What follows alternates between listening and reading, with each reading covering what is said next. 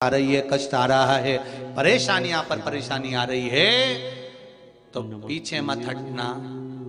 दुख दहन स्तोत्र का पाठ बेलपत्री के पेड़ के नीचे बैठकर सीधे हाथ में घी का दिया, उल्टे हाथ पर तेल का दिया और सामने बेलपत्री का वृक्ष हो और दुख दहन स्तोत्र का पाठ सोमवार की सोमवार बेलपत्री के पेड़ की छांव में करना प्रारंभ कर दीजिए। 2-4 सोमवार कर कर देखो, बाबा आपके दुख को काटेगा। दुख दहन स्तोत्र का पाठ अग्रण्यता प्रदान कर देगा। पर उस पाठ को करने से पहले एक माला श्री शिवाय नमस्तुभ्यं, और फिर निवेदन है, अगर दुख दहन स्तोत्र का पाठ भी नहीं कर सकते तो बेलपत्री के पेड़ के नीचे या शमी पेड़ के नीचे या पीपल के पेड़ के नीचे या आंवले के वृक्ष के नीचे ये जगह पर जाकर आप थोड़ा सा जल जिसमें लाल चंदन मिला हो उस जल को चढ़ाना प्रारंभ कर दो। अगर दुख दहन स्तोत्र का पाठ नहीं कर सकते तो लाल चंदन का जल उन वृक्ष के नीचे, और चंदन कितना सा डालना है, मात्र एक जरा सा छींटा मार। ये नहीं कि नहीं तो कई लोग तो बड़े होशियार हैं, चंदन घिस के ढेर सारा कटोरी भर के डाल दे, इनका कई ठिकाना। हाँ, इनका कोई भरोसा है। एक मरीज डॉक्टर साहब के पास गया, डॉक्टर साहब बहुत तबीयत खराब हो रही है, बहुत तबीयत खराब हो रही है, बहुत तकलीफ है। डॉक्टर साहब ने कहा ऐसा ऐसा कर लेना, ठीक है।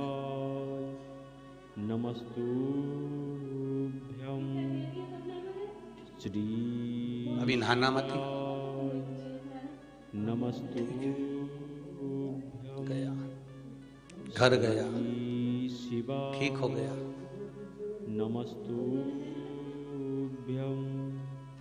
22 दिन के बाद डॉक्टर साहब के पास फिर गया। डॉक्टर साहब बोले क्या नहाऊं कब?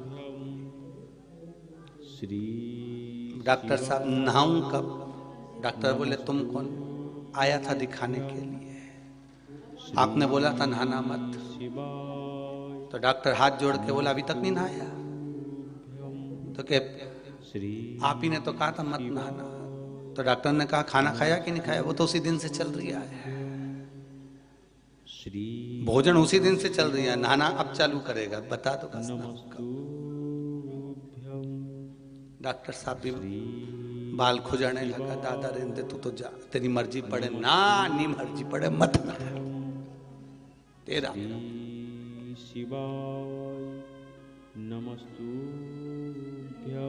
मकर संक्रांति है, सभी लोग बाल्टी में तिल्ली डाल डाल के नहीं रिया होगा।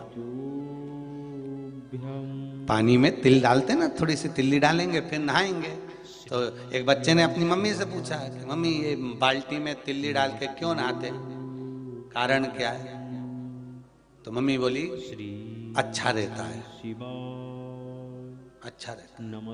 पर बच्चे के मन में नहीं आया, तो बच्चा अपने गुरुजी के पास गया, गुरुदेव माँ ने आज बाल्टी में तिल डाल दी थी पानी में और फिर हमने स्नान करा, उसका फल क्या है? उसका फल क्या है? तो गुरुजी ने कहा तिल शनि का प्रभाव देता है। जिस पात्र में तिल को डाला जाता है, मकर संक्रांति के दिन उस जल से जो स्नान करा जाता है, केवल शनि का भाव इतना प्रबल होता है कि सारे ग्रह शनि के अनुकूल होकर उसको अनुकूलता प्रदान करना चालू कर देते हैं। एक मकर संक्रांति पर मात्र तिल के, इसलिए कई लोग तिल का उपटन भी करते हैं, कोई लोग तिल डाल के नहा लेते हैं। तिल का महत्व है। अब शंख चूर्ण को एक कवच मिल गया, एक कवच, और वो कवच शंख चूर्ण को जो मिला, कहा ये तुम्हारे पास रहेगा, तुम्हारे प्राण नहीं छूटेंगे तब तक। ऐसा कवच भगवान शंकर ने हर एक व्यक्ति को दिया है, संसार के मनुष्य को दिया है। बस वो कवच, जैसे ब्रह्मा जी के पास में कवच था, उन्होंने शंख चूर्ण को दिया, ऐसे ही ब्रह्मा जी के पास वो कवच छुपा हुआ था। उसी तरह ये श्री शिवाय नमस्तुभ्यम, ये कवच शंकर का छुपा हुआ था, वो तो शिव महापुराण से प्रकट हो गया, इसको निकाल लिया और ये कवच जनमानस तक पहुंच गया। इस कवच का उपयोग करिए। नमस्तु। प्रतिदिन घर से बाहर निकलते समय एक बार श्री शिवाय नमस्तुभ्यम बोलो। दुकान की पेड़ी चढ़ते हुए श्री शिवाय नमस्तुभ्यम बोलो। दुकान मंगल करते हुए श्री शिवाय नमस्तुभ्यम बोलो। भोजन करते हुए श्री शिवाय नमस्तुभ्यम बोलो। किसी को भोजन कराओ, घर में कोई अतिथि आया, श्री शिवाय नमस्तुभ्यम बोलो। कोई काम के लिए जा रहे हो, श्री शिवाय नमस्तुभ्यम बोलो। एक बार एकांत में बैठकर श्री शिवाय नमस्तुभ्यम बोलकर तो देखो, सब समर्पण का भाव प्रकट हो जाता है। श्री शिवाय। ये कवच है, जैसे ब्रह्मा जी ने कवच शंख चूर्ण को दिया था, एक कवच मेरे भोलेनाथ ने अपन को दिया, अपने को प्राप्त करा, प्रदान किया। जपते रहो। अभी एक माता जी आई हुई हैं गौशाला पर, कहां से, रतलाम साइड से कहीं से आई हुई है। पहले वो व्हील चेयर पर, पहले तो उस पर चढ़ के आई थी गोदी में, फिर बीच में आई थी जब व्हील चेयर से आई थी, फिर एक बार आई तो वो वॉकर से आई। आज उस माता जी को जब पैदल चलते हुए, कहाँ बैठी है, अच्छा अंदर ही है क्या, आप खड़े हो जाओ जरा एक बार। अब आज आई हैं तो ना तो इनके पास वॉकर है, ना व्हील चेयर है, और ना ही कोई डंडे का सहारा लेकर आई है। आज आई तो पैदल चलकर आई है। उसकी खुशी हुई हमको कि भोलेनाथ ने आपको कम से कम पांव तो प्रदान कर दिए, चरण तो दे दिया बाबा भोलेनाथ ने आपको। श्री भगवान शंकर ने आपको, और विश्वास जागृत तो हुआ। अब बताओ, टीचर रही हैं। कई लोग कहते हैं कि गुरुजी तो कथा कहते हैं तो सब ऐसे ही लोग सुनते होंगे, कोई पढ़ा लिखा व्यक्ति उस पर अमल ही नहीं करता। तो ये तो टीचर रही, और ऐसे कई मेरे भोलेनाथ जी के भगत हैं, भवा शंभू के, शंकर के, जिन पर शिव रोज कृपा करता है, रोज करुणा। हमको ही नहीं मालूम ये कुबेरेश्वर बाबा की धरा आखिर है क्या। हम तो बस इतना मानते हैं कि ये शंकर कंकर है। इस कुबेरेश्वर धाम का एक एक कंकर शंकर के तुल्य है। जो दिल से आया है, बाबा ने उसको दिल से दिया भी बहुत है, वो खाली नहीं गया यहाँ से, दिल से। शंभु शरणे पड़ी मांगू घड़ी रे, दुख काटो दया करी ने दर्शन आपो, दया करी ने दर्शन। बाबा शिव की कृपा है। श्री शिवाय नमस्तु। बाबा शंभू की कृपा है। श्री सुख मूल शिवाय शंखचूर्ण नमस्तुभ्यं। श्री शिवाय नमस्तु। शंखचूर्ण कवच प्राप्त कर लिया। भगवान भी देता है सबको कवच, नमस्तु। जिसने दिल से स्वीकार कर लिया उसका हो गया। श्री शिवाय कवच प्राप्त हुआ, नमस्तु। कवच मिला, और वो कवच शंखचूर्ण धारण कर लिया। ब्रह्मा जी ने कहा जाओ, राजा धर्मध्वज की कन्या से आप विवाह कर लीजिए, जिसका नाम तुलसी है। सुदामा जिस बिरजा सखी को चाहता था, वो बिरजा सखी तुलसी बनकर पैदा हुई, और तुलसी बनकर जन्म ली, और धर्मध्वज की कन्या बनी, और शंखचूर्ण के साथ उसका विवाह हो। पर तुलसी का जो भाव है वो राक्षस प्रवृत्ति का नहीं है। शंखचूर्ण को श्राप दिया था राधा जी ने कि तू राक्षस बनेगा मृत्युलोक में जाकर, पर तुलसी को यह श्राप नहीं दिया कि तू राक्षस बनेगी। तुलसी को तो श्राप दिया तू मृत्युलोक में जाएगी। धर्मध्वज की कन्या बन गई तुलसी, पर इसकी प्रवृत्ति राक्षस की नहीं है। पर धर्मध्वज की कन्या तुलसी भगवान की उपासना में लगी रहती थी, भगवान की भक्ति में लगी रहती थी। श्री शिवा भगवती स्मरण में लगी रहती थी। अब शंखचूर्ण को ब्रह्मा जी ने कहा तुम जाओ और उससे विवाह करो। शंखचूर्ण गया सीधे तुलसी के पास में। तुलसी जी तप कर रही थी, साधना कर रही थी, भगवान शिव की आराधना कर रही थी, भगवान का भजन कर रही थी। पहुंच गई। शंखचूर्ण ने कहा मैं आपसे विवाह करना चाहता हूं, क्योंकि ब्रह्मा जी की आज्ञा है। तुलसी ने मना कर दिया। तुलसी कहती है आप असुर राक्षस और मैं असुर के साथ विवाह नहीं कर सकती। समझाया, माने।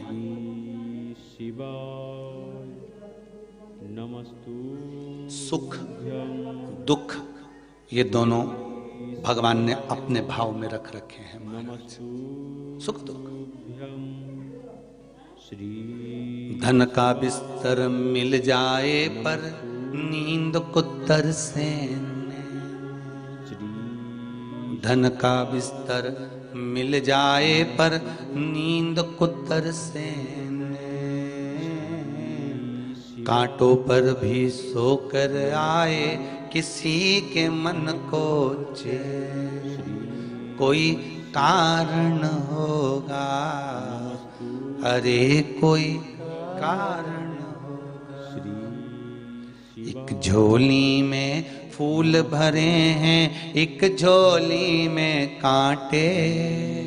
तेरे बस में कुछ भी नहीं, वो बांटने वाला बांटे। अरे कोई कारण होगा, अरे कोई कारण होगा, अरे कोई कारण होगा, अरे कोई कारण होगा। एक झोली में फूल भरे हैं, एक झोली में कांटे। एक झोली में फूल भरे हैं, एक झोली में कांटे। तेरे बस में कुछ भी नहीं, वो बांटने वाला बांट। अरे कोई कारण होगा, अरे कोई कारण होगा, अरे कोई कारण होगा, अरे कोई कारण होगा। भाव से बड़े प्रेम से दोनों हाथों से ताली सेवा देते हुए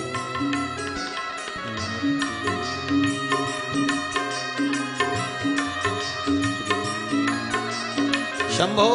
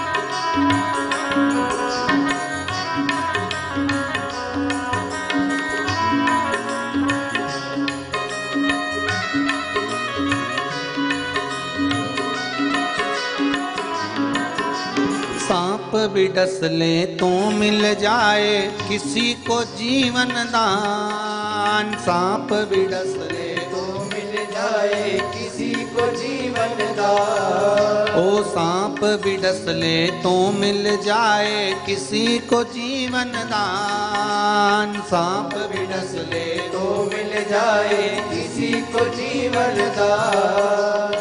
एक चींटी के कांटे से, एक चींटी के कांटे से मिट जाए नामो निशान। अरे कोई कारण होगा, अरे कोई कारण, राधे राधे, कोई कारण होगा, अरे कोई कारण होगा, अरे कोई कारण होगा, अरे कोई कारण होगा, अरे कोई कारण होगा, अरे कोई कारण होगा।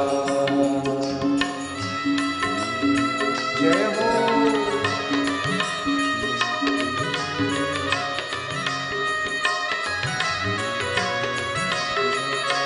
बड़े आनंद के साथ, भाव के साथ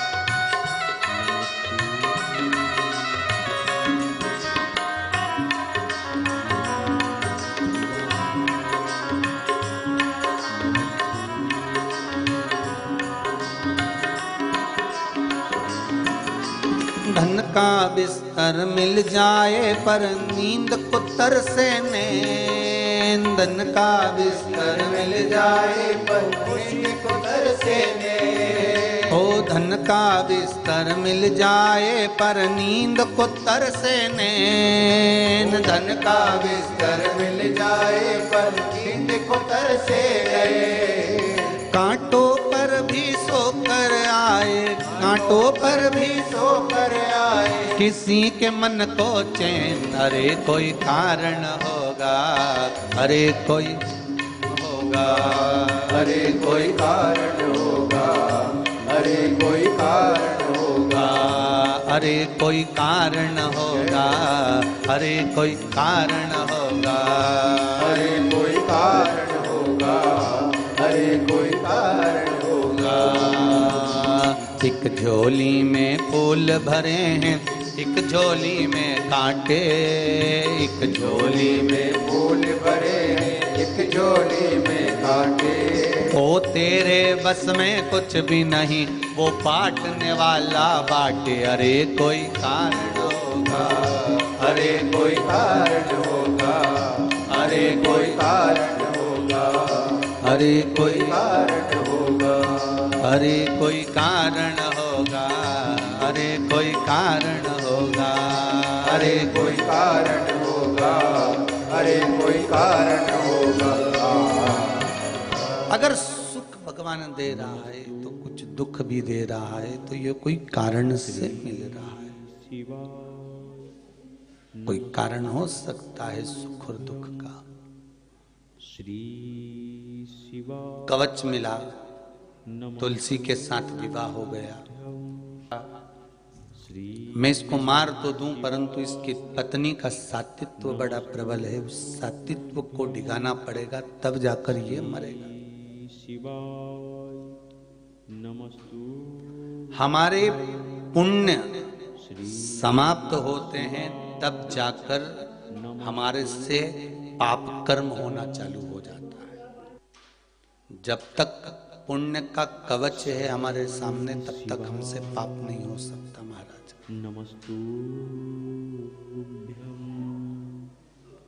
हम आपसे बार बार कहते हैं श्री शिवाय नमस्तुभ्यम एक कवच है। शिव महापुराण की कथा अगर आप सुन रहे हो तो ये कवच है।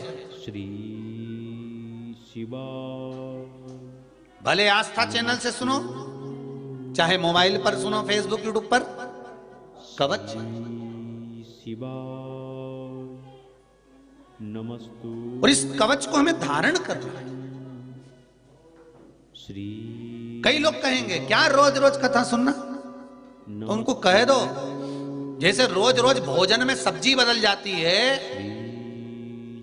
कभी पूड़ी कभी पराठे आ जाते हैं, उसी तरह 7 दिन की शिव महापुराण बदल बदल कर मिलती है ना, तो सुनने की रुचि भी बढ़ जाती है, श्रवण करने का एक आनंद बढ़ जाता है। श्री शिवाय नमस्तु। श्रवण करने का एक सुख बढ़ जाता है। श्री शिवाय। अब अभी आज कथा का 6ठा दिन हो जाएगा, कल 7वां दिवस हो जाएगा। ये सुंदर मानसरोवर शिव महापुराण की कथा विराम हो जाएगी। नमस्तु। फिर इसके बाद शायद 23 है, फिर बीच में 5-6 दिन का गैप होकर फिर 23 जनवरी से फिर शिव महापुराण की कथा प्रारंभ हो जाएगी। नमस्तु। भगवान शिव की फिर वही पावन लीला। नमस्तु। उस शिव महापुराण का नाम रहेगा शिव गण शिव महापुराण की कथा। नमस्तु। भगवान शंकर के जितने गण हैं, भगवान शंकर के जितने गण हैं, सारे गणों का चरित्र शिव महापुराण के अंतर्गत वर्णन। भृंगी श्रृंगी नंदी आदि कादिक जितने दरवाजे के द्वारपाल, जितने जितने जितने भगवान शिव के गण रहे हैं, सब का वर्णन शिव महापुराण के अंतर्गत होगा। और बहुत ध्यान देना महाराज, 23 जनवरी से होने वाली शिव महापुराण के अंतर्गत जो ऑनलाइन हो रही है, उसके अंतर्गत भी किस गण की आराधना किस चीज से कर सकते हैं और हम क्या फल प्राप्त कर सकते हैं, जैसे देवियों में शक्तिपीठ होती है, 64 योगिनियां होती हैं, कौन सी देवी से क्या फल प्राप्त होता है। नवरात्रे होते हैं तो नवरात्रे में कौन सी देवी को किस चीज का भोग लगाना चाहिए, कौन सी देवी को कौन सा फूल चढ़ाना चाहिए, ऐसे गणों का है। शंकर के गण को रिझाना और शिव के द्वारा उनसे फल प्राप्त करना, ये गण विद्या अर्थात शिव विद्या के अंतर्गत, भगवान शंकर की शिव महापुराण के अंतर्गत अपन श्रवण करेंगे। शिवगण शिव महापुराण की कथा अभिमान सरोवर चल रही है। शंख चूर्ण को मारने के लिए भगवान विष्णु ने जाकर उस तुलसी का सात्वित्व डिगा दिया। तुलसी का सात्वित्व डिगे उससे पहले भगवान शंकर ने कहा आप जाओ और कुछ एक काम ऐसा करो, क्योंकि ब्रह्मा जी का कवच उसके पास है।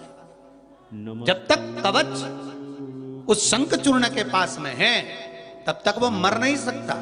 तो भगवान विष्णु एक ब्राह्मण का रूप रखकर दरवाजे पर भिक्षा मांगने चले गए, याचक बनकर गए।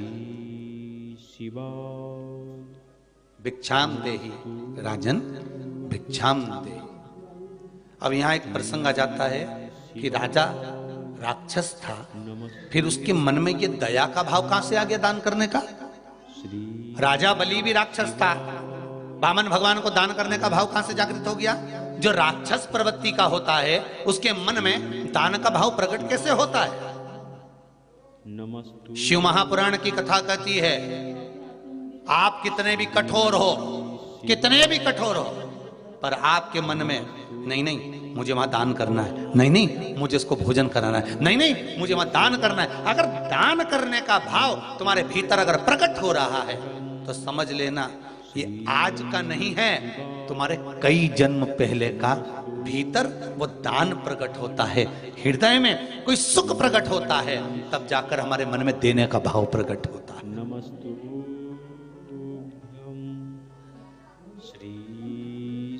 तब देने का भाव प्रकट होता है। नमस्तुभ्यं श्री शिवाय नमस्तु। अगर हमारे भीतर अगर भाव आ रहा है कि हमको ये कन्यादान करना है, हमको गौ दान करना है, हमको अन्न दान करना है, हमको अमावस्या है, संक्रांति है, ये पर्व है, वो पर्व है, हमें ये देना, तो भीतर से अगर कुछ प्रकट हो रहा है तो ये आपका नहीं, ये पूर्व का है आपका। और अपनी क्या सामर्थ्यता है कि अपन किसी को कुछ दे सके। अपनी कोई सामर्थ्यता है देने की? नहीं। भगवान ने अगर इस लायक बनाया है ना आपको तो उस भगवान को धन्यवाद देना कि तेरी कृपा से मुझे इतना मिला है और तेरी कृपा से मेरा मन ऐसा बना दिया कि मैं दे रहा हूं, और तेरी कृपा है जो इन हाथों से दान हो रहा है, तेरी कृपा है जो इस मुख से भजन हो रहा है, तेरी कृपा है जो इन नैनों से दर्शन हो रहा है, तेरी कृपा है जो कथा श्रवण कर रहा हूं, तेरी कृपा है जो सोफे पे बैठी, टीवी के सामने बैठी, कुर्सी पर बैठी, आराम से चाय पीती पीती कथा सुन रही हूं, ये तेरी कृपा है, ये तेरी दया। श्री शिवा हरि कृपा की न होती जो आदत तुम्हारी तो सुनी रहती अदालत तुम्हारी। गरीबों के दिल में जो जगह तुम न पाते किस दिल में होती इबादत तुम्हारी, किस दिल में होती इबादत तुम्हारी। ये तेरी कृपा है, तेरी दया। भगवान याचक बनकर नमस्तु भिक्षाम देहि भिक्षाम देहि। ये प्रसंग चल रहा है शंकर जी और सुदामा का, जिस सुदामा का वध शिव कर रहे हैं, ये वो प्रसंग चल रहा है। शंख चूर्ण बन गया था, केवल राधा जी को अपशब्द कह दिया था उस बिरजा सखी के कारण। ये वो पावन प्रसंग। भिक्षाम देहि, शंख चूर्ण बाहर आए। क्या चाहिए बाबा? बाबा कहते जो मांगूंगा दे दोगे, पहले तो संकल्प लो कि मैं जो मांगूंगा देना पड़ेगा। शंख चूर्ण ने विचार करा, बाबा देखो ये संकल्प के लफड़े में मत मुझ पालो, मैं जो मांगोगे वो दे दूंगा। आप तो बोलो कि तुम्हें चाहिए क्या, तुम तो इतना बताओ क्या दूं मैं आपको, बोलो। राजन वापिस खाली हाथ तो नहीं भेज दोगे? नहीं राजन, आपका कवच चाहिए, आपका कवच दे दीजिए राजन। कवच? ठीक है, ये लो। भगवान विष्णु की आंख में जल था कि एक शब्द नहीं कहा और कवच दे दिया। भगवान नारायण ने शिव जी से कह दिया कवच मिल गया। तुलसी इस कवच को अंदर से जानती है। इस कवच को आप पहनकर शंखचूर्ण बनकर चले जाओ। शंखचूर्ण बनकर भगवान विष्णु पहुंच गए तुलसी के कक्ष में, वहीं रह रहे। शंखचूर्ण युद्ध के मैदान में शिव जी के साथ युद्ध चल रहा है। पार्वती जी ने फिर प्रश्न छेड़ दिया, इस सुदामा का वध आप कर रहे हो, शंखचूर्ण का वध आप कर रहे हो, शंखचूर्ण का वध आपने करा है।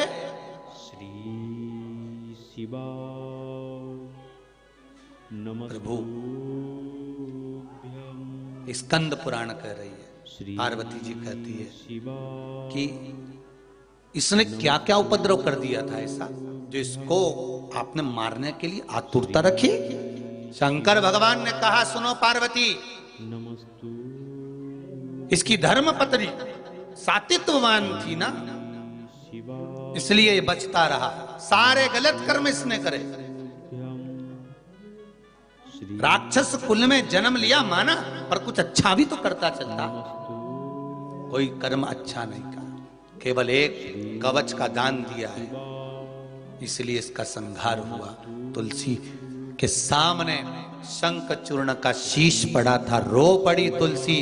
भगवान विष्णु को देखा तो कहा नारायण मैं आपकी आराधना करती हूं और आपने मेरे साथ ऐसा किया। भगवान शंकर सामने आकर खड़े होकर तुलसी के सामने कहते हैं तुलसी ये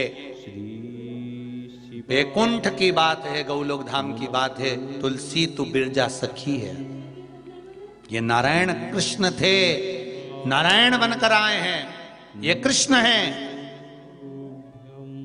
तुझे राधा का श्राप लगा था बिरजा, इसलिए तुम मृत्यु लोक में आई है।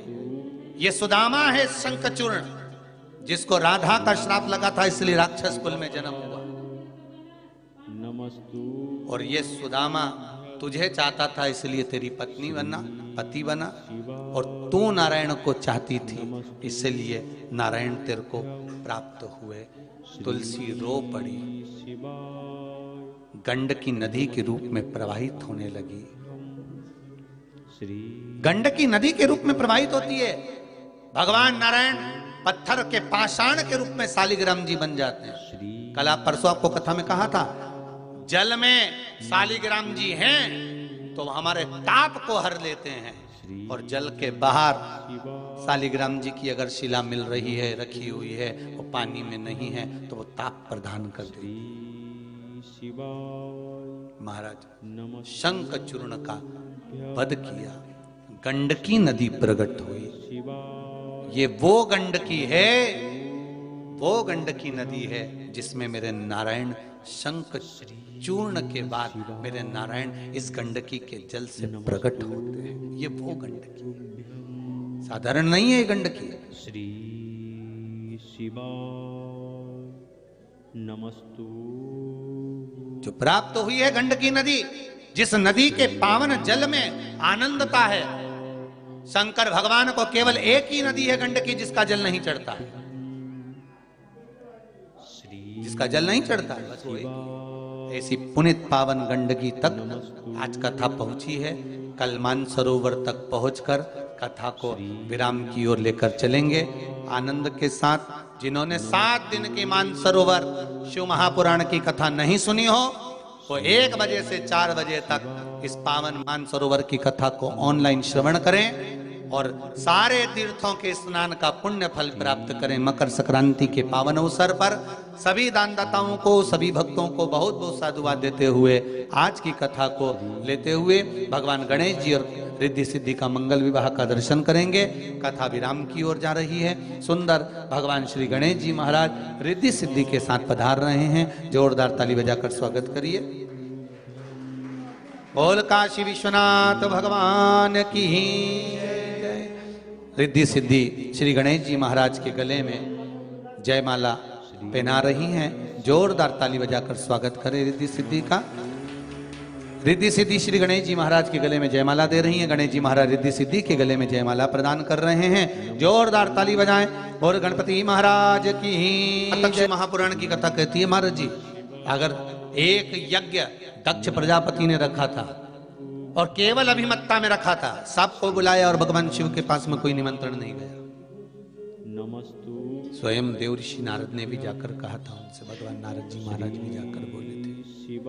श्री देव ऋषि नारद जी ने भी जाकर कहा था कि दक्ष प्रजापति शिव आपके दामाद हैं, जमाई हैं, नमस्तु कम से कम उनके यहाँ तो सूचना दो। तो दक्ष प्रजापति ने कहा था मेरे यज्ञ में, एक राजा के घर के यज्ञ में केवल राज घराने वाले आना चाहिए। और शिव तो शमशान के निवासी हैं, शमशान में रहने वाले। श्री शिवाय नमस्तु। मैं नहीं चाहता कि शंकर यहाँ आए। नमस्तु अब ये अभिमान, अहंकार, अभिमत्ता दिखाने के लिए तो कहीं ये यज्ञ नहीं रखा। शिवाय नमस्तुभ्यं। धर्म के कार्य, सत्कर्म, भगवान का भजन, पूजन, स्मरण कभी भी अभिमत्ता से मत करना जिंदगी में कि मुझे किसी को दिखाना है। नहीं, शिवाय नमस्तुभ्यं। धर्म के कार्य में दिखावा नहीं होना चाहिए। श्री शिवाय एक दान, नमस्तु भजन, स्मरण, प्रभु चर्चा ये दिखावे में नहीं होना चाहिए। नमस्तु। आप किसी को अगर एक मालूम पड़े, अगर एक अन्न का दाना भी दे रहे हो, अगर किसी को आप भोजन करा रहे हो तो ये बोल कर नहीं कि मैंने इसको 5 दिन पहले भोजन कराया था, मैंने 15 दिन से इनको खिला रहा हूँ, 8 दिन हो गए इनको खिलाते खिलाते, 14 दिन हो गए इनको खिलाते खिलाते, ये हमको कहना नहीं है। आप जब सत्कर्म करते रहोगे, आप जब दान करते रहोगे, आप जब पुण्य करते रहोगे, आप जब कुछ प्रबल कर्म करते रहोगे तो दुनिया की दृष्टि में तो वैसे ही आ जाए। शिवाय नमस्तु। दिखावा कर हमें भगवान को प्राप्त नहीं कर सकते। नमस्तु। और अगर हो सकता है कि कोई आपको दिखावे से मिल भी जाए, पर ये शिव महापुराण की कथा कहती है कि मेरा शंकर आपके दिखावे से कभी प्रसन्न नहीं हो सकता। मेरा शंकर आपके दिखावे से कभी प्रकट नहीं हो सकता।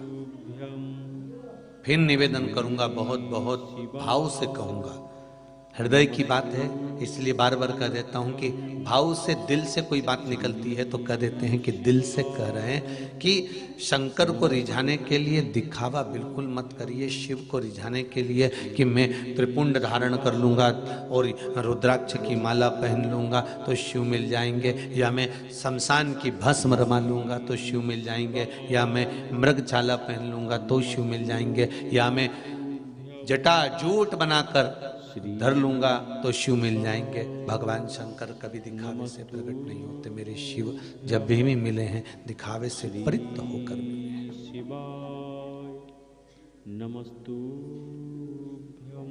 उज्जैनी की कथा, शिवाय भगवान महाकाल राजा के उस समय पर जो राज्य था राजा का, उस समय पर जो राजा विराजमान थे, एक छोटा सा बच्चा अपनी माँ, जो माँ बेधव्य थी, पिता नहीं था उस बालक का, पहले कथाओं में वर्णन किया है। छोटा सा बच्चा भगवान शिव के मंदिर में जाता है, स्मरण करता है, संकीर्तन करता है, दान करता है, पुण्य करता है, माँ से पूछता है कि शिव की भक्ति कैसे प्राप्त हो। माँ ने कह दिया एक शिवलिंग का निर्माण कर कर, उसका पूजन कर कर, उसका भजन कर कर, उसी से सुख की प्राप्ति उत्पन्न हो सकती है।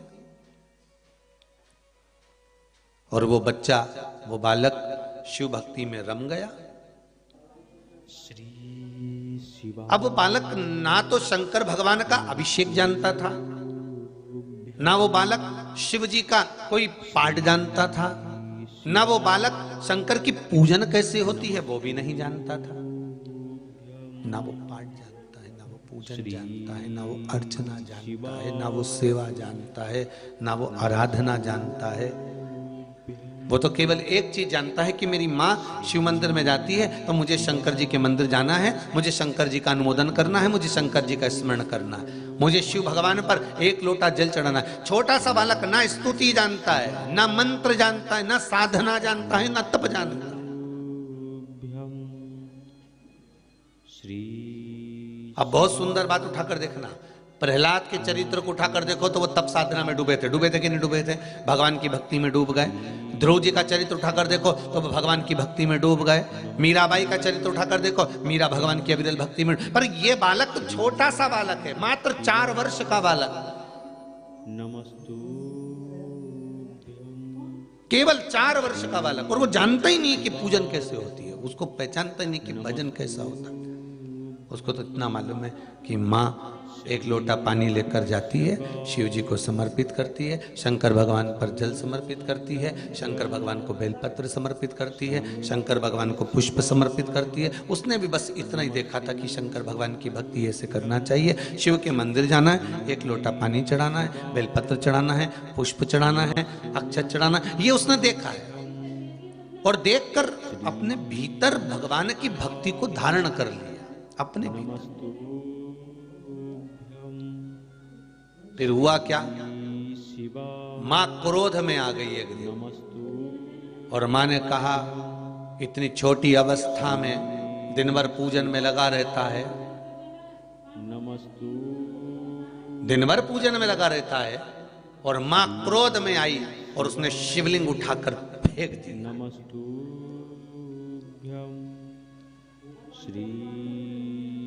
शिवलिंग टूट गया, बालक रो रहा है, बिलख रहा है, रो दिया, बिलखने लगा। और बालक जब रोया, बिलखा, तो काल अधिपति महाकाल बाबा उसी समय उस बालक के सम्मुख में प्रकट हो गए। मेरा महाकाल राजा स्वयं प्रकट हुआ और उस बालक के सम्मुख में प्रकट होकर उस माता के सामने कहते हैं कि तेरे बालक ने निष्कपट भावों से मेरा भजन करा था, इसलिए मेरा दर्शन हुआ है। शिवलिंग मेरे शंकर ने वापिस जोड़ दिया, वापिस।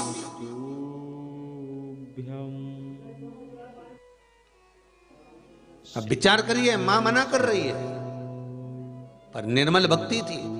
कई घर ऐसे हैं, जितने आस्था चैनल पर कथा सुन रहे हो, फेसबुक यूट्यूब पर कथा श्रवण कर रहे हो ना, कई घर ऐसे हैं, आप पूजन करने जाओगे तो किसी घर में पति नाराज होगा, किसी घर में पति पूजन करेगा तो पत्नी नाराज होगी, किसी घर में कोई पूजन करेगा तो हो सकता है सास नाराज होगी, सास पूजन कर रही है तो बहू नाराज होगी। घर परिवार में तुम सोचो कि सब एक जैसे मिल जाए, तुम्हारे जैसे मिल जाए, कि सब पूजन करें, सब आराधना करें, सब लोटा भर भर कर पानी चढ़ाएं, तो सब एक जैसे नहीं मिल सकते। घर में सब एक जैसे प्राप्त नहीं होंगे। कोई कोई तुम्हारा पाँव खींचने वाला होगा, कोई तुम्हारा हाथ खींचने वाला होगा, कोई तुम्हारे लिए अपशब्द कहने वाला होगा, कोई तुम्हारे लिए ताने देने वाला होगा, कोई तुम्हारे लिए शब्दों के बाण छोड़ने वाला होगा। उसका कारण क्या होता है? उसका एक कारण है, और सबसे प्रबल कारण उसका एक है कि भगवान की भक्ति में तुम्हें जोड़ना। निंदा करने वाले को भगवान क्यों भेजते हैं? कि तुम्हारी भक्ति की परीक्षा लेते हैं कि तुम्हारी भक्ति प्रबल है कि नहीं। शिवाय नमस्तुभ्यं श्री शिवाय नमस्तुभ्यं। एक प्रसंग आता है, पार्वती मैया ने शंकर जी से कहा, सुदामा कृष्ण का प्रिय है। श्री शिवाय नमस्तु सुदामा कृष्ण का प्रिय है, श्री शिवाय तो भोलेनाथ फिर आपने सुदामा का वध क्यों किया? श्री एक प्रसंग पार्वती मैया शिव से कह रही, बहुत बहुत ध्यान देना महाराज, सुदामा यदि कृष्ण का प्रिय है तो शंकर भगवान से पार्वती जी कर रही है, फिर आपने सुदामा का वध क्यों किया? शिवाय नमस्तुभ्यं फिर आपने सुदामा का वध क्यों करा? स्कंद पुराण। श्री शिवाय बड़े ध्यान से पढ़ना स्कंद पुराण को। स्कंद पुराण में वर्णन आता है, देवी भागवत में वर्णन आता है कि भगवान कृष्ण बिरजा सखी से बात कर रहे हैं। गौलोक धाम की कथा है ये। कौन से धाम की कथा है? गौलोक धाम। जैसे बैकुंठ धाम वैसा गौलोक धाम। गौलोक धाम में बिरजा सखी से भगवान कृष्ण बात कर रहे हैं। श्री शिवाय नमस्तु और भगवान कृष्ण बिरजा सखी से बात कर रहे थे। श्री शिवाय आज बिरजा सखी भगवान कृष्ण के नजदीक में बैठी हुई और बड़ी बड़ी मीठी मीठी बात कर रही है। और बिरजा सखी, और ये बिरजा सखी भगवान कृष्ण के ऊपर आसक्त है। श्री शिवाय और सुदामा नमस्तु बिरजा सखी पर आसक्त है। श्री ये प्रसंग आपको स्कंद पुराण में भी है और ये प्रसंग आपको देवी भागवत में भी है। बड़े ध्यान से सुनिएगा महाराज, दोनों जगह पर ये प्रसंग आपको मिल जाएगा। जिनके हृदय में संशय हो वो स्कंद पुराण भी पढ़ सकते हैं, देवी भागवत भी पढ़ सकते हैं। श्री शिवाय नमस्तुभ्यं पार्वती जी का ये संवाद कि कृष्ण के प्रिय है सुदामा, तो फिर आपने वध क्यों कर दिया? कारण क्या था? श्री भगवान कृष्ण बिरजा सखी से बात कर रहे हैं। बिरजा कृष्ण भगवान पर आसक्त है, वो बहुत प्रेम करती है बिरजा भगवान कृष्ण, और सुदामा बिरजा पर आसक्त है। श्री गौलोक धाम का ये पावन प्रसंग उसी समय पर श्री शिवाय राधा जी का आगमन हुआ नमस्तु गौलोक धाम।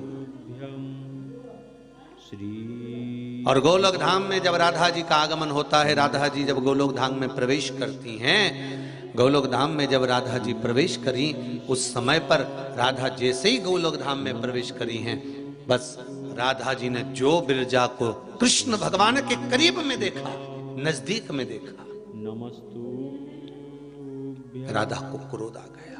श्री शिवाय नमस्तु राधा जी को क्रोध आया, श्री और राधा जी को क्रोध आया तो राधा महारानी उसी समय पर क्रोध में लाल होकर बोली, रे बिरजा, तू मेरी सखी होकर तू कृष्ण के करीब में बैठी है, नमस्तु तू कृष्ण के नजदीक बैठी है। श्री शिवाय नमस्तुभ्यं राधा जी कहती है, बिरजा शिवाय मैं तुझे श्राप देती हूं, नमस्तु जो कृष्ण मेरे स्वामी हैं, श्री गोलोक धाम के शिवाय स्वामी नमस्तु भगवान कृष्ण के पास में बिरजा तू बैठी है, मैं तुझे श्राप देती हूं कि तू भूमंडल पर जाएगी, मृत्यु लोक में जाएगी। ये मेरा श्राप है तुझको। श्री शिवाय नमस्तु तो मृत्यु लोक में जाएगी। भ्यम सुदामा ने देखा शिवाय बिरजा को श्राप दिया है,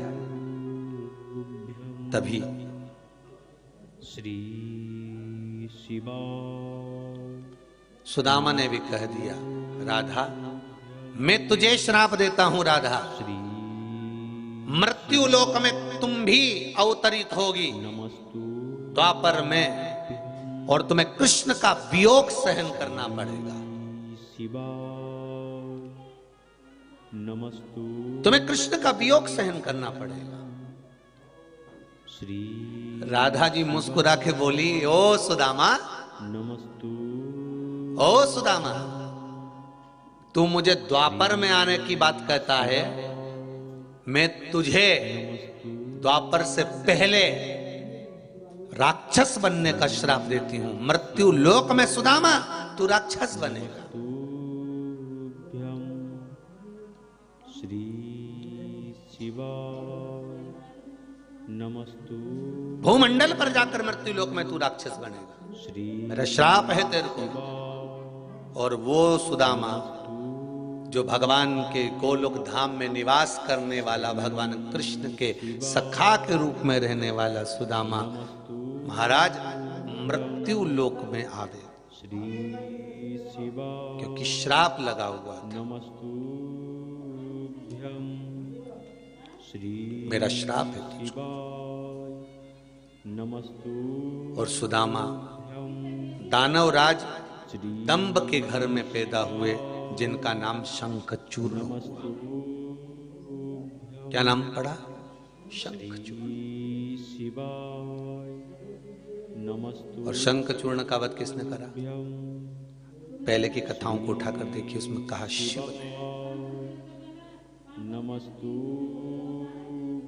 शंखचूर्ण श्री बना, शिवाय और जो नमस्तु बिरजा सखी थी मृत्यु लोक में श्री भ्रमण करती हुई, मृत्यु लोक में नमस्तु एक राजा हुए जिनका नाम था धर्मध्वज। श्री उन धर्मध्वज के घर में एक बेटी का जन्म हुआ जिसका नाम था तुलसी।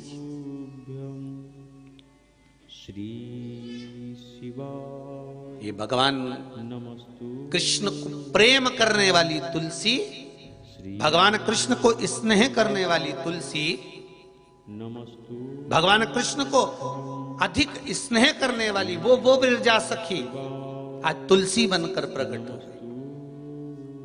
धर्मध्वज नाम के राजा के घर में इनका जन्म हो गया, और वो सुदामा शंखचूर्ण बन गया। और शंखचूर्ण बनकर सुदामा शंखचूर्ण बनकर अपनी सत्ता को धारण करते थे, क्योंकि राक्षस घर में पैदा हुए थे।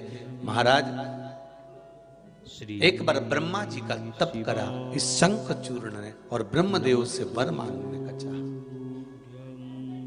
ब्रह्मा जी वर दीजिए। श्री शिवाय क्या वर चाहिए तुमको? नमस्तु मुझे वर दीजिए कि मेरे प्राण न छूटे। शंखचूर्ण कर रहा है, शिव महापुराण की कथा कर रही है, शंखचूर्ण कर रहा है कि मुझे वर दीजिए मेरे प्राण न छूटे।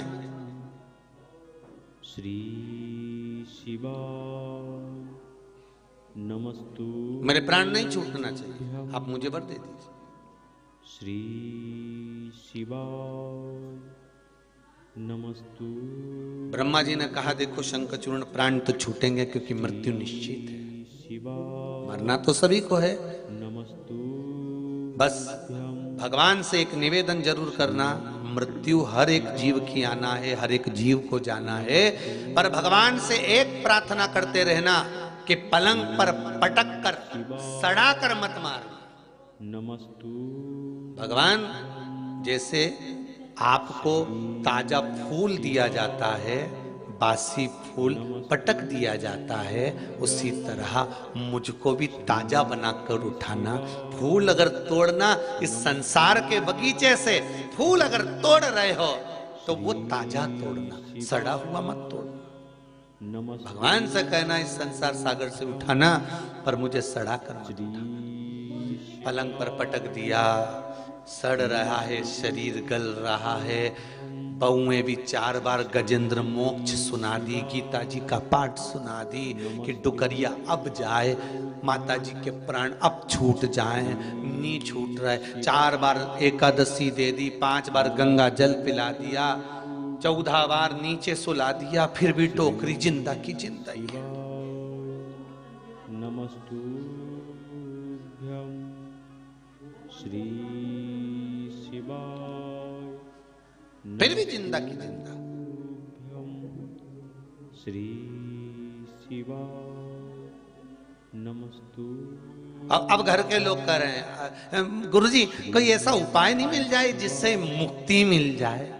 तो गुरुजी तो बता देगा कि उपाय मिल जाए। एक ही तो उपाय है कि पाप जो करा हुआ है इसको काटो, भगवान के भजन से काटो,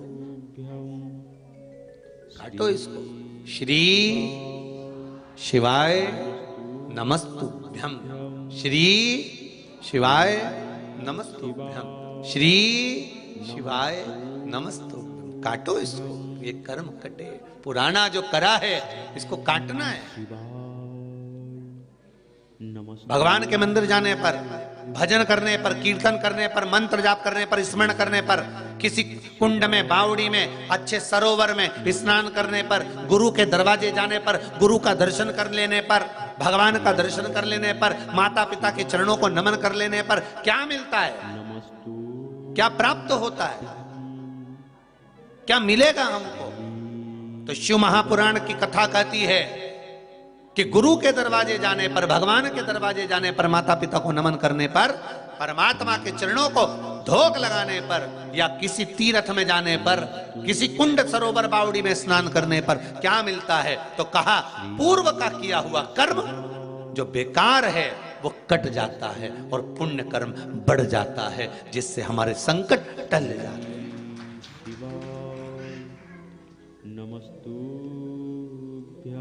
ये एक पत्र लिखा है, श्री शिवाय। संगीता शांतिलाल जी राठौर, जिला शाजापुर, काला पीपल मंडी से है।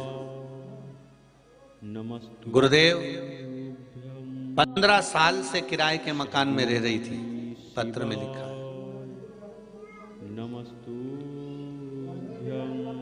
15 साल से किराए के मकान में रह रही थी गुरुदेव। पशुपतिनाथ का व्रत प्रारंभ किया और गुरुदेव पहला व्रत जैसे ही प्रारंभ किया पूर्ण हुआ और हमारे को किसी की सूचना आई कि ये प्लाट है। पर गुरुदेव घर में 1 रुपया भी नहीं था, तो भी बाबा ने कृपा कर कर, उस पशुपति व्रत का क्या भाव है गुरुदेव कि बाबा ने कृपा कर कर मुझे वो प्लाट 5 व्रत भी पूरे नहीं हुए दिलवा भी दिया, और उस प्लाट पर मकान बनकर हम लोग रहना भी चालू कर दिए हैं। ये शिव की कृपा है, ये शंकर की करुणा, ये शंकर की उदारता है, ये शिव कृपा है, ये शंकर की दया है। महाराज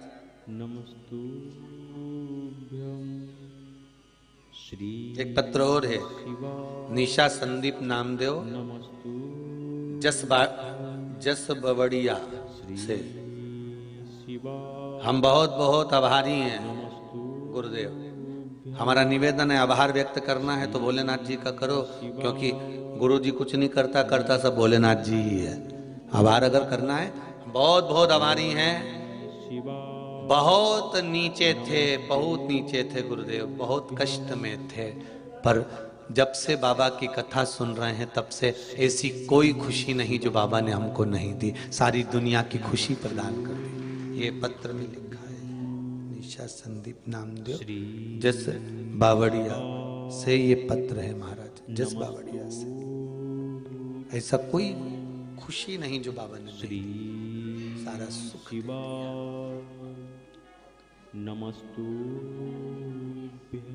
जीवन का सब आनंद, जीवन का सब सुख शिव दे सकता है। आप भरोसा रखकर, विश्वास रखकर, दृढ़ता रखकर भगवान से निवेदन करेंगे, भगवान से कहेंगे तो भगवान देगा, क्यों ना देगा। शिव महापुराण की कथा कर रही है। नमस्तु शंखचूड़ नाम का राक्षस ब्रह्मा जी का तप कर रहा है और ब्रह्मा जी से वर मांग रहा है कि मेरे प्राण ना छूटे। तो ब्रह्मदेव ने कहा ये नहीं हो सकता कि प्राण ना छूटे, मरना तो है, निश्चित है, प्राण छूटेंगे। बस इतना जरूर है, आपसे भी कहूंगा, शिवाय आप हो चाहे हम हो, मृत्यु सबकी आनी। श्री शिवाय नमस्तु मृत्यु सबकी आनी है। श्री बस निवेदन भगवान से करना कि हमको पलंग पर मत पटकना, हमें किसी रोग, हमें किसी बीमारी में मत पटक देना। शिवाय आजकल का जो खान पान है ना भाई, आजकल का जो खान पान है ये कोई शुद्ध खान पान नहीं है।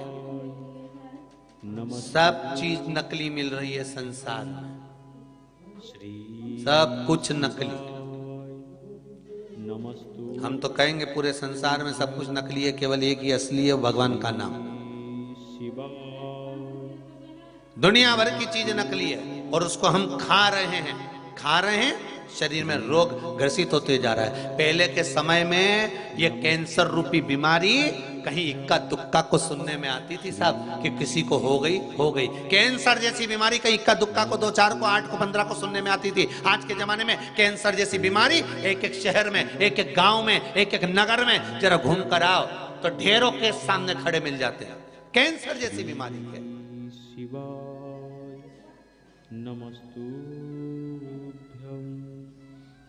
श्री शिवाय एक एक गांव में घूमो साहब, छोटे से छोटे गांव में, नगर में आप जाकर तो देखो, से कैंसर जैसी बीमारी तो लोगों को ऐसी होने लगी जैसे लोगों को बुखार होता था। जैसे पहले लोगों को सर्दी जुकाम होता था, ऐसा कैंसर जैसा रोग होने लगा। जिसको देखो कहीं गठान यहाँ हो गई, कहीं गठान वहां हो गई, जरा सा चेक करवाया कैंसर बता दिया, जरा सा चेक करवाया कैंसर बता दिया। कारण क्या है? लीवर, किडनी, ये क्या पहले नहीं होती थी? क्या पहले भगवान सबको स्वस्थ रखता था? उसका कारण यह था कि सात्विक भोजन मिलता था, अच्छा भोजन मिलता था। और बेचने वाला व्यक्ति भी 50 बार पूछता था, साहब ये मैं सामान किसी को दूंगा तो उसको तकलीफ तो नहीं होगी, उसको कष्ट तो नहीं होगा, उसको बीमारी तो नहीं होगी, तब बेचता था। आज के जमाने में तो व्यक्ति को मालूम है कि ये नकली है और ये नकली का फल ये प्राप्त होगा। श्री शिवाय नमस्तु फिर भी बेच रहा है। श्री महाराज, एक करबद्ध निवेदन आप सबसे, रोग बीमारी बहुत बढ़ती जा रही है। एक निवेदन करूंगा, हफ्ते में एक दिन ऐसा बनाओ कि जिस गौशाला में गौ माता को हरा चारा मिलता हो, जिस गौशाला में गौ माता को सात्विक भोजन मिलता हो, उस गौशाला में जाकर गौ माता की, उस गौशाला की सेवा करो। उस दिन गौशाला में जाकर कह दो, गुरुजी, महात्मा जी, बाबा जी, आज हम गौशाला में आएंगे, एक दिन हमारा बांध कर रख लो कि शुक्रवार हमारा है, हम 15 लोग आएंगे। गौशाला में ना तो कोई गोबर उठाए ना कोई सफाई करे, हम 15 लोग सवेरे आएंगे, गौशाला में सफाई करेंगे, गौ माता की पूरी देख रेख करेंगे, सेवा करेंगे। एक दिन शुक्रवार हमारा लिख लो, शनिवार हमारा लिख लो, बुधवार हमारा लिख लो, रविवार हमारा लिख लो, करो सेवा गौ माता की। और हफ्ते में एक दिन गौ माता की सेवा करते करते जब गाय गोमूत्र देवे तो उस गोमूत्र का पान भी करो, और गाय का गोमूत्र मिले उसमें बैठे, जब तुम गोबर साफ कर रहे हो, झाड़ू लगा रहे हो, तो उसी गोमूत्र से स्नान भी करो। हफ्ते में एक दिन ऐसा बना लो कि हमें गौ माता के साथ रहना है। शाम को हम भोजन करेंगे, सुबह हम फलहार करेंगे और गौ माता के साथ अपना दिन निकालेंगे, और पूरा दिन निकाल कर फिर जाएं। जैसे हफ्ते में एक बार लोग जांच कराने जाते हैं, बाद में जांच कराने जाओ, ये कराने जाओ, वो कराने जाओ, जांच पर जांच करवाने जाओ, उससे अच्छा है हफ्ते में एक बार गौ माता की सेवा में लग जाओ। और उस गौशाला में जाना जहां पर देसी गाय हो, जर्सी नहीं। शिवाय नमस्तुभ्यं जो गाय क्रॉस कर कर बनाई जाए वो जर्सी गाय नहीं चाहिए। हमें देसी गाय चाहिए, जिस गाय की सेवा भगवान राम ने करी है, जिस गाय की सेवा भगवान कृष्ण ने करी है, जिस गौ माता की सेवा स्वयं भगवान शिव करे हैं, जिस गौ माता के उदर में शंकर जाकर बैठ गए हों, जिस गौ माता की श्वास से शिव प्रकट हो गए हों, हमें वो गाय चाहिए, देसी गाय होना चाहिए। आज के गौशालाओं में देसी गाय भी लोग नहीं रख रहे। कारण क्या है? बड़ी बड़ी गाय, महंगी महंगी गाय 5-5, 10-10 लीटर दूध देती है, देसी गाय आधा लीटर दूध देती है। कौन रखेगा, कौन खिलाएगा?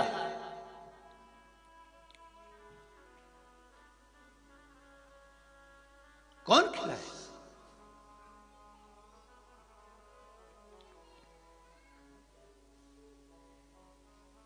ये इतनी बड़ी गौशाला है। आप लोग आए होंगे, इछावर वाले गुप्ता जी, आप तो आते ही रहते हैं, भवानी मंडी वाले भी आए। आप लोग जितने लोग कथा सुन रहे हैं, आप लोग, इतनी बड़ी गौशाला है, उस गौशाला में इतनी गाय हैं, इतनी गायों को दूध देना चाहिए तो कम से कम 10-15 लीटर देना चाहिए। जब शाम को गाय का थोड़ा बहुत दूध निकलता होगा भगवान के भोग के लिए, तो 2-2.5 लीटर से ज्यादा दूध नहीं निकलता होगा, इतनी गाय में। अंदाजा लगाइएगा जरा। कारण सब देसी।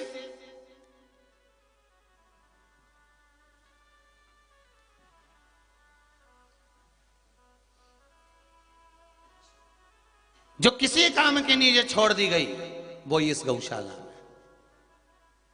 अब उसकी सेवा करें कि उससे आस लगाएं कि ये दूध देगी तो ही हम इसको खाने को देंगे, या दूध देगी तो ही हम इसकी सेवा करेंगे। और आप लोग तो 7 दिन से रुके हो, प्रतिदिन डॉक्टर आता है हमको चेक करने के